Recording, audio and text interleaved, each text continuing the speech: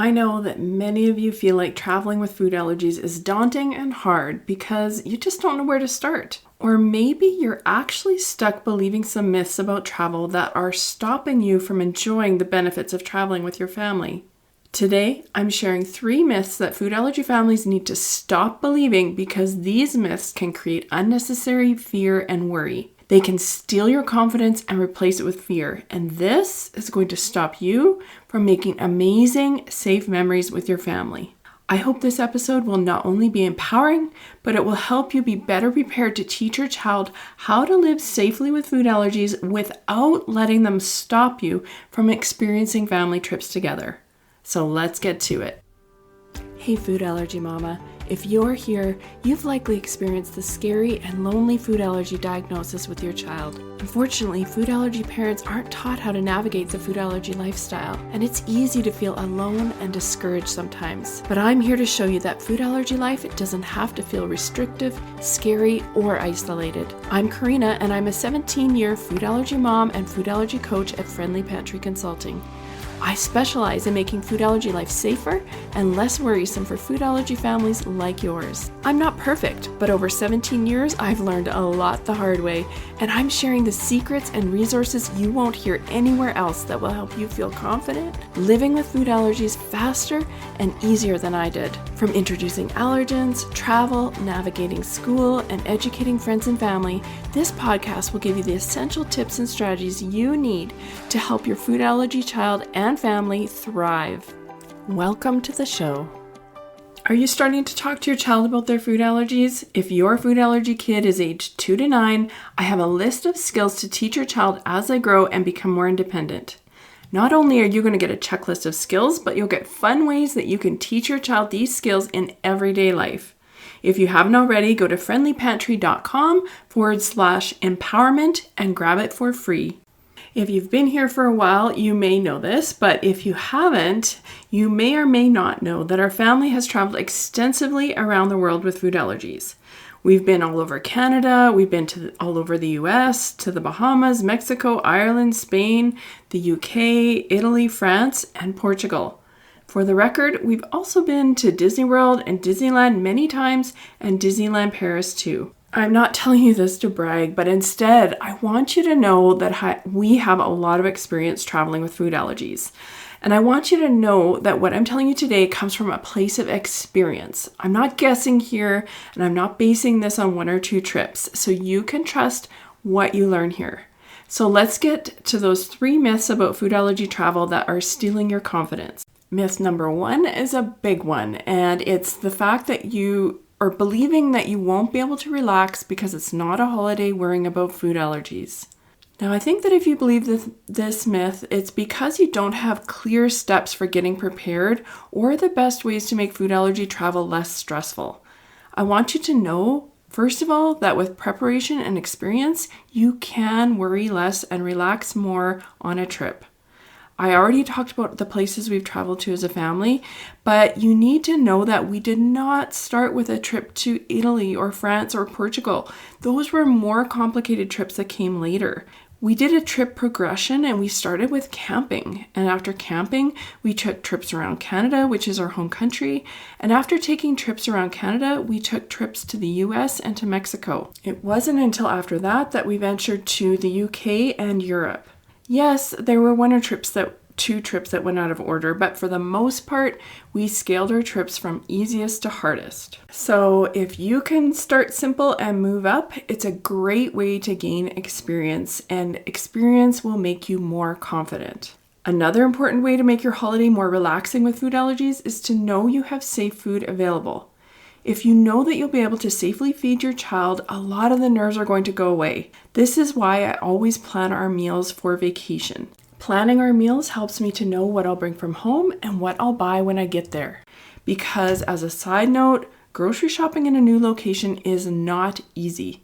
You don't know the layout of the store, you don't know where to find things, you don't know the different brands. It can actually feel like when you were shopping right after you were first diagnosed, which is really discouraging. So bringing those hard to find safe foods is really helpful and is going to make your holidays so much more relaxing. When it comes to traveling with food allergies, there are lots of things to plan.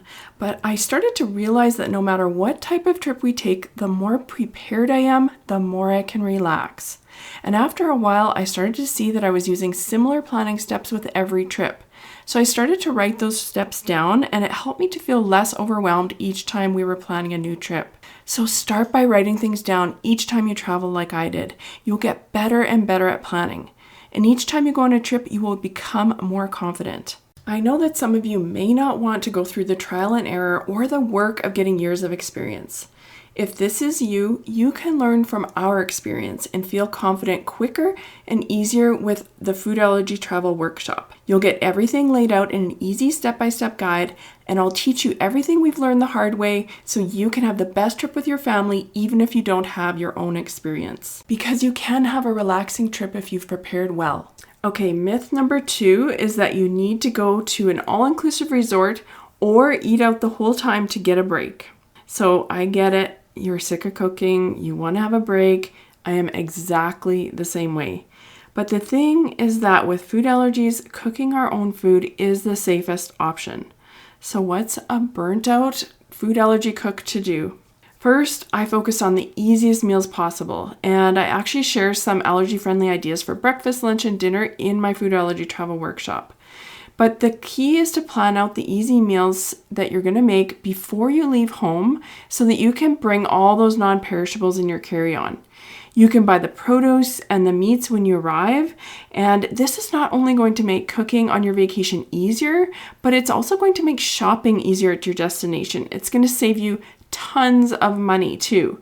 So to add to your travel experience, you could even try going to a local farmer's market if you want to and buy the fresh produce there. But I think this is such a great way to simplify your trip. Another thing to remember about cooking on vacation is that being in a nice location makes a big difference. They say change is as good as a rest, and I do find that it's easier to cook when away because it's new and different and you have that relaxed vibe. Now, this is going to depend on what type of trip you're taking, but if you can, find an accommodation with a barbecue because cooking outdoors is also a great way to revive your passion for cooking. And I remember when we were in Hawaii, there was this set of barbecues that overlooked the ocean. And honestly, I cannot say how wonderful it was to cook when you're looking at the ocean. It just makes a huge difference. But if you are cooking on a barbecue, we always make sure to use foil for my daughter's food so that her food is not actually touching the grate to avoid cross contact.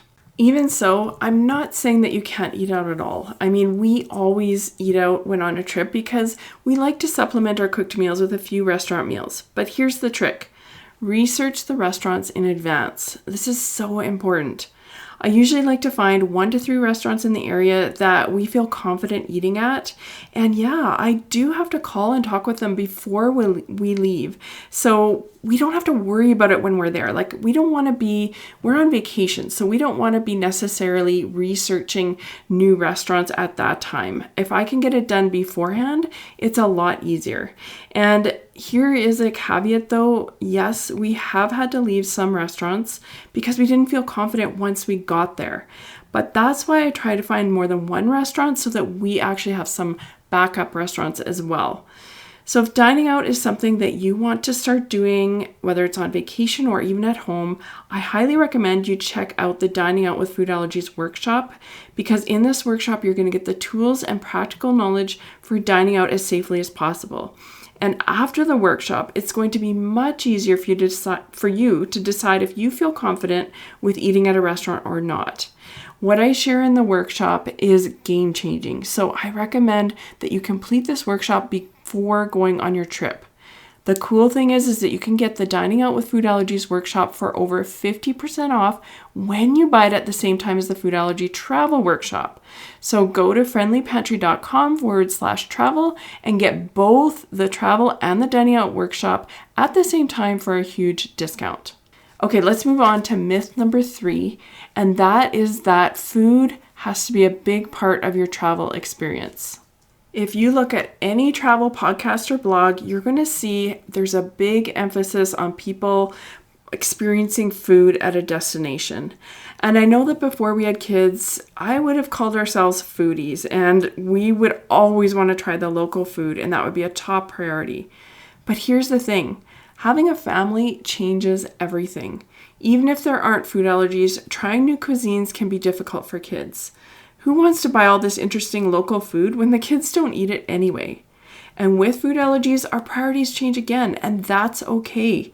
Now our priority won't be to try all the local foods because safety is the first priority, especially when traveling. While keeping safety first, we can still prioritize interesting travel experiences. To help you see what I mean, I want to share a few of our non-food experiences that have brought our family so many memories and joy in our trips. For example, we visited a falconry and learned about birds of prey, and a falcon landed on each of the kids' arms. This was all in a beautiful enchanted castle in Ireland, and it's one of our kids' most favorite memories. Or the time when we were able to visit a historical site of Pompeii and we walked on the streets where so many walked almost 2,000 years ago. Wandering the stone-paved roads and imagining the bustling lives of those who lived there was surreal and filled with wonder and connection. Or the time we got to learn to flamenco dance in Spain. It was a joyful, hands-on memory where we experienced the local culture while we laughed and clicked our castanets.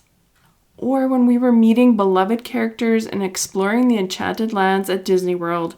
It's something our family loves to do again and again.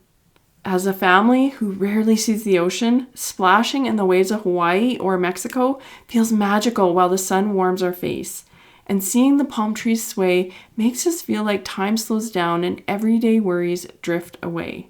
So the silver lining about cooking a lot of your own food is that you're going to save money, which allows you to spend maybe a little more on experiences like these. And as you can see, non-food experiences are a big part of travel and are worth it, even if you don't experience the local cuisine extensively. I can't count how many wonderful memories and family bonding moments we've created through travel. Not only that, but traveling with food allergies has shown my daughter that it can be done, and she's learned how so that she knows she doesn't have to feel afraid to experience life. So what do you think? What travel experiences are you dreaming of? Let me know. I'd love to hear from you. If this episode helped you at all, leave a 5-star rating and then send me a message on Instagram. I'd love to hear from you. My handle is @FriendlyPantry. Thanks for listening, and bye for now. Before you go, Mama, if you love this episode and want deeper support, head over to friendlypantry.com to see how we can partner together to keep your food allergy child safer and worry less. There's no need for wasting time searching all over Instagram, TikTok, and the web to get the practical knowledge you need for your family. While you're there, grab your free Food Allergy Kids Empowerment Guide or the newly diagnosed checklist today. Topics are not medical advice and are the opinions, views, and property of Friendly Pantry Consulting Incorporated. All rights reserved. Always contact your board-certified allergist immunologist for health advice.